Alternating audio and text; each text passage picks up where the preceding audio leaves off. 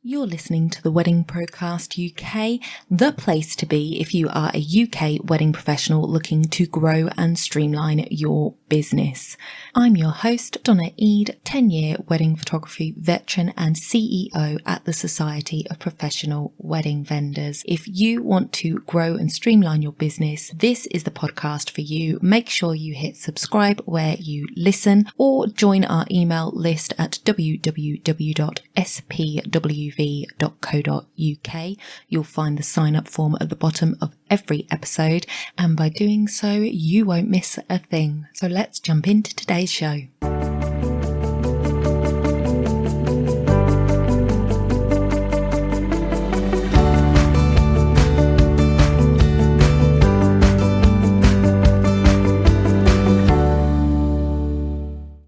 Welcome back to the podcast, everybody. So this week we are going to be talking about goals.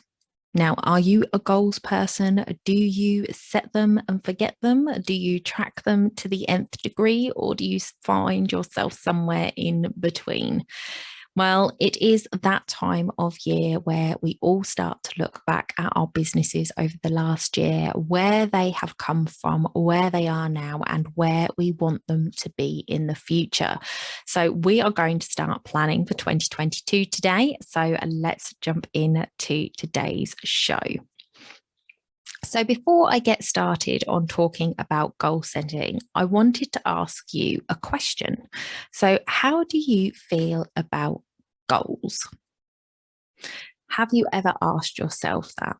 Because I did. And I asked this question a couple of years ago, and I was just like, do you know what? Actually, I really don't like the word goal because to me, it's final. A goal is your final destination. And, you know, at the end of the year, I'm not at my final destination with my business. I'm still wanting to grow it. I'm still wanting to move forward. I'm still wanting to make it bigger and better. The other thing with the word goal is it kind of is this black and white, you know, it's done or it's not done kind of thing. You either hit it, you hit the goal, you get the ball in that net, or you don't.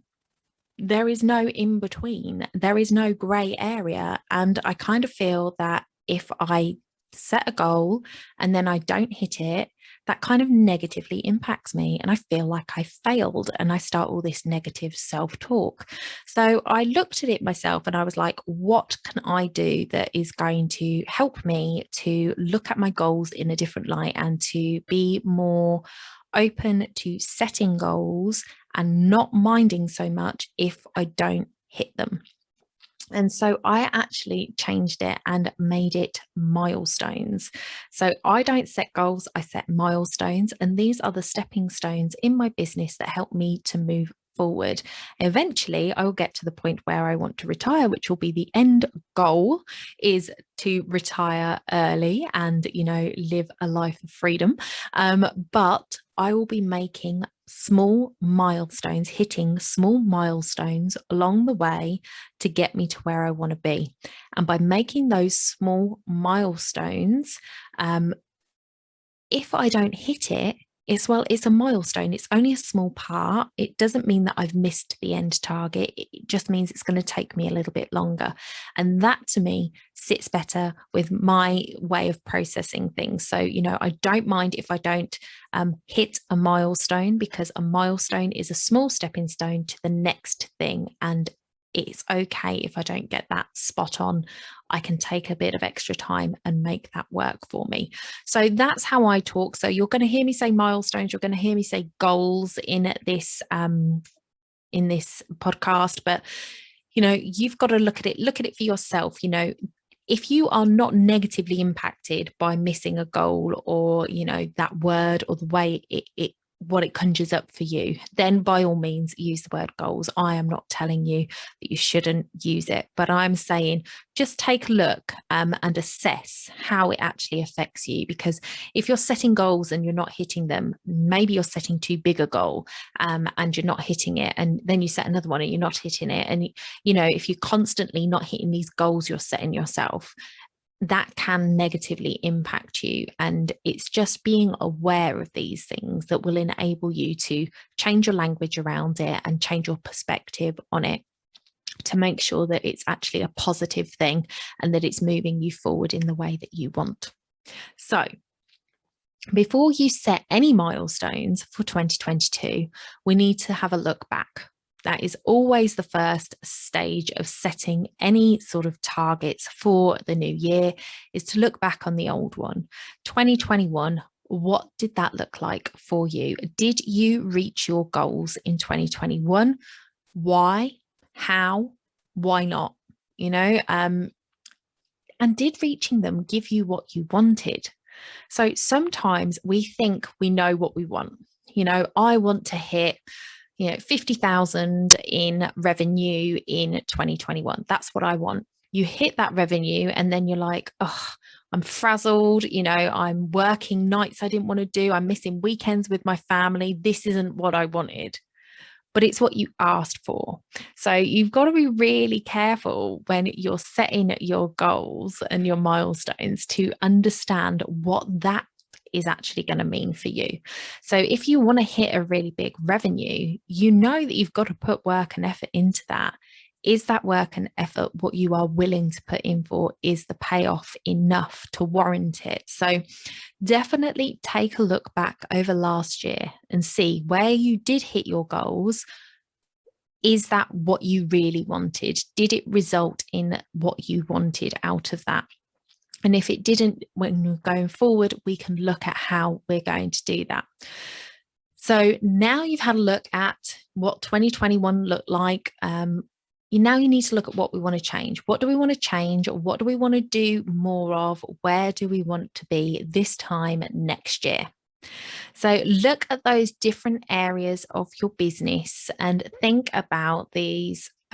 It's not just about financial milestones. It is about creating this lifestyle. So do you need stronger boundaries around the time you spend off work with your family? Do you have a maximum number of weddings you want to take on a year? Do you want to attend wedding fairs? If so, which ones do you want to attend and how are they going to fit in? What will you focus on when it comes to your online marketing? What social media platform has worked well for you? What can you do to double down on that platform? All of these questions are things that you need to be looking at. Now, I will say that in the Society of Professional Wedding Vendors, we are going to be doing a milestone setting workshop on the 2nd of December in the membership. So you can head over to www.spwv.co.uk and click the Join Now button if you would like to come and join us. And we will go in depth, and there is a workbook that will go with this so that you can write it all down and really get to grips with what you're going to be doing. We will review everything, your finances, your targets and everything, and we will set out all your milestones for 2022. So if you want to join us, then do come and join the membership. All of the details are over on the website, so do take a look, and if you've got any questions, just let me know. So once you have, looked at all of those different areas and got written down what it is that you want to be doing next year, you need to create those milestones that are going to help you get there. So nothing will happen if you don't take action. Writing it down is great, and it really helps to put it in a visual context for you to be able to read it. It kind of makes it more real than just having it up in your head. But if you don't take action on these, achievements that you want to achieve, then they're not going to happen. So we need to create the milestones to get there. So we need the calendar. So we need to be putting these things on the calendar so they don't get lost and forgotten about, because one of the worst things that you can do is take the time to do this at the end of the year, ready for next year, and then you put it away and it's not seen again until next year when you're setting your goals for next year. And that's when you realize that you haven't hit what you wanted to hit and things haven't gone the way you wanted. So I'm guessing that if you didn't hit your 2021 goals, you are someone who didn't look at your goals throughout 2021. You didn't keep them forefront of your mind. So look at these achievements and decide when you want to work on them. So I recommend only having sort of 3 big things a quarter that you are doing. So obviously your financial goals, that is spread through the whole year. But you, for example, if you want to look at setting up a new finance system, that combines booking a meeting with somebody and then them getting a contract sent through and then being able to sign the contract and pay a deposit, that's going to take time to set up if you haven't got it set up already. So starting from scratch, you're going to have to do some research. You're going to have to maybe talk to some people about how different softwares work together, and you're going to have to create that system and implement it. Now, that is not a 5-minute job. So it's quite a big, chunky thing to get done. So you need to be able to put it on the calendar so that you know when you're going to be working on that.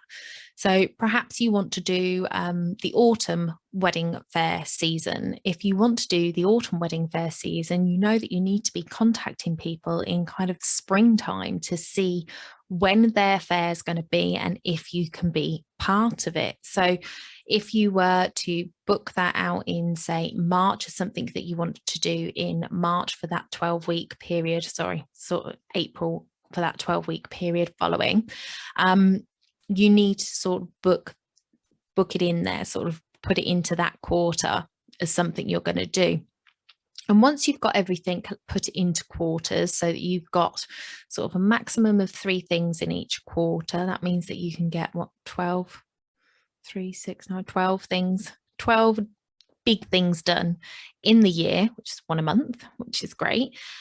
You can start to get a little bit more granular with what you're doing. So we now need to take action on this. So if we take the wedding fair example, if you want to do some wedding fairs in the autumn and you've decided that April, May, June is when you're going to try and get bookings for those wedding fairs, you might in week 1 set out some time to do some research on the different venues that run fairs in the autumn that you want to do.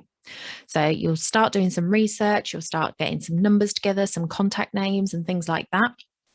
And then perhaps you park that because the following week you're going to be doing something different on your list of the 3 things you're doing in that quarter. Then maybe you get to sort of week 4 and you're going to then do your outreach. You're going to email and call these people and see if you can get a booking form for their autumn wedding fair. Then in week 6, you might come back to it again. And this is where you're going to follow up with anybody that didn't come back to you. So if somebody didn't answer an email, if somebody said they were going to return your call, maybe you're going to reach out to them again in week 6. And then hopefully between this time, you are getting bookings coming in. So, if in week 4, you're doing that outreach, you might between week 4 and week 6, when you've done that follow-up for week 6, then in week 8, between week 4 and week 8, you're getting booking forms coming through. So at week 8, hopefully you are done and dusted and you've got everything booked.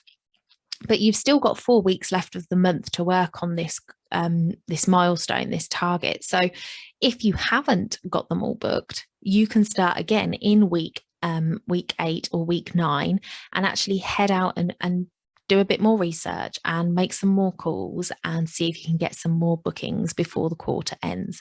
So you've got that bit of buffer time, but just make sure that you're actually planning it in for the week. So, as I say, we're breaking this wedding fair stuff down into research, outreach, follow-up, and bookings. So that's 4 different things that you need to be doing within that time. So, the bookings is really going to come as a result of the follow-up and the outreach. So it's the first 3 things that you can control.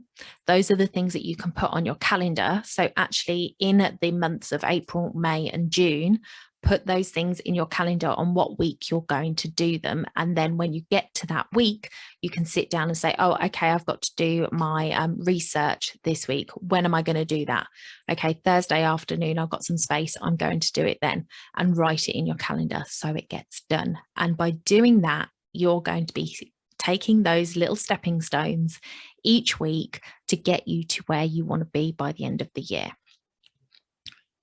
So writing it down, like I say, writing it down is powerful, and writing it down on your calendar so that you've got which week you are doing what in, then you have got it as a visual for you.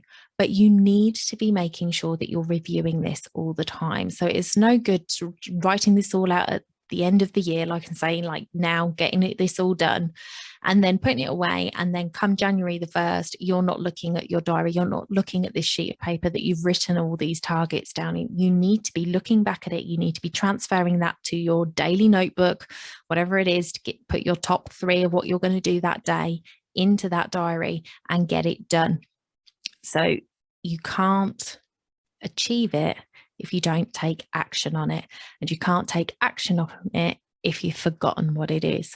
So make sure that you are reminding yourself and keep writing it down. The act of writing it out again is powerful. So if you're writing, I need to book 8 wedding fairs for this autumn, then whenever you're writing down that research for wedding fairs, I need to book 8 wedding fairs this autumn.